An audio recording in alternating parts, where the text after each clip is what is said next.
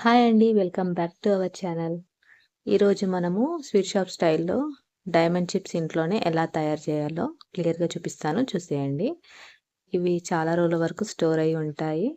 అలాగే same టేస్ట్‌తో sweet షాప్‌లో కొన్నట్టే రావాలంటే నేను చెప్పే ఈ కొలతలతో ఒకసారి ట్రై చేయండి.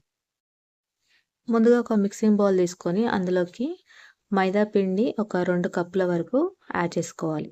ఇక్కడ నేను మైదా పిండి యాడ్ చేస్తున్నాను. ఇక్కడ ఇష్టం లేని వారు గోధుమ పిండి అయినా యాడ్ చేసుకోవచ్చు. లేకపోతే హాఫ్ మైదా, హాఫ్ గోధుమ పిండి కూడా యాడ్ చేసుకొని చేసుకోవచ్చు. తర్వాత అందులోకి కొద్దిగా ఉప్పు, అలాగే వాముని యాడ్ చేసుకోవాలి. ఇలా అన్నీ యాడ్ చేసుకున్న తర్వాత ఉప్పు కలిసేలాగా పిండిని బాగా ఒకసారి కలుపుకోవాలి. అంతా కలుపుకున్న తర్వాత అందులోకి గోరువెచ్చగా చేసిన నెయ్యిని యాడ్ చేసుకోవాలి. ఇక్కడ నెయ్యి ఒక 2 టేబుల్ స్పూన్ వరకు వేడి చేసుకొని యాడ్ చేశాను. నెయ్యి ఇష్టం లేని వారు నూనెనైనా యాడ్ చేసుకోవచ్చు. ఇలా నెయ్యిని యాడ్ చేసుకున్న తర్వాత పిండినంతా బాగా కలుపుకోవాలి. ఇలా కలుపుకున్న తర్వాత పిండి ఇలా స్టిఫ్‌గా ఉంటే నెయ్యి సరిపోయినట్టే. ఒకవేళ పిండి హోల్ కాకపోతే దానిలో ఇంకొంచెం నెయ్యి వేసి కలుపుకున్న తర్వాత కావాల్సినంత వాటర్ వేసుకుంటూ పిండి ముద్దని కలుపుకోవాలి. ఒకసారి వాటర్ వేయకుండా కొద్ది కొద్దిగా వాటర్ వేస్తూ కలుపుతూ ఉంటే పిండి కరెక్ట్‌గా కలుస్తుంది. ఇలా పిండి అంతా తడుపుకున్న తర్వాత పిండి మరీ గట్టిగా లేకుండా, మరీ సాఫ్ట్‌గా కాకుండా నార్మల్‌గా ఉండేలాగా కలుపుకొని ఒక 10 నిమిషాల పాటు పక్కకు పెట్టి తర్వాత పిండిని సమానంగా ఒక 4, 5 బాల్స్ లాగా చేసుకొని పక్కకు పెట్టుకోవాలి.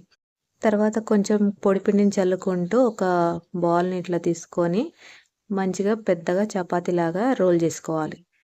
ఇలా వీడియోలో చూపిస్తున్న విధంగా చపాతీని రోల్ చేసుకోవాలి.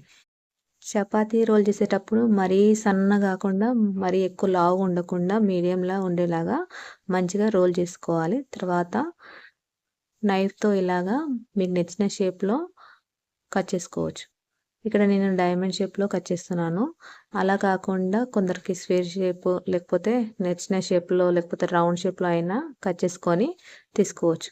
ఇలా అన్నీ డైమండ్ షేప్‌లో కట్ చేసుకున్న తర్వాత ఇలా కట్ చేసిన తర్వాత నైఫ్‌తోని ఇలా పైకంటే అన్నీ విడిపోయి వచ్చేస్తాయి. ఆ తర్వాత కొంచెం పొడిపిండి చల్లేసి ఒక ప్లేట్‌లోకి తీసుకొని పక్కకు పెట్టుకోవాలి. ఆ తర్వాత స్టవ్ ఆన్ చేసి కడాయి పెట్టి నూనెను వేడి చేసుకోవాలి. నూనె ఇలా బాగా వేడెక్కిన తర్వాత దాంట్లోకి ముందుగానే కట్ చేసి పెట్టుకున్న చిప్స్‌ని వేసి మీడియం ఫ్లేమ్‌లో మంచి కలర్ వచ్చేంత వరకు బాగా ఫ్రై చేసుకోవాలి. ఫ్రై చేసేటప్పుడు మంటని ఎక్కువ కాకుండా మీడియం ఫ్లేమ్‌లో ఫ్రై చేసుకుంటే చిప్స్ చాలా క్రిస్పీగా వస్తాయి. అలాగే టేస్టీగా కూడా బాగుంటాయి. ఇలా అన్నీ ఫ్రై చేసుకున్న తర్వాత ఒక ప్లేట్‌లోకి తీసుకొని అలాగే మిగతా వాటిని అన్నింటిని కూడా ఫ్రై చేసి ఒక గిన్నెలోకి తీసుకుంటే డైమండ్ చిప్స్ రెడీ అయినట్టే. ఇలా ఒకసారి మీరు కూడా ట్రై చేసి మీకెలా వచ్చాయో మన కామెంట్ బాక్స్‌లో కామెంట్ చేసి చెప్పేయండి.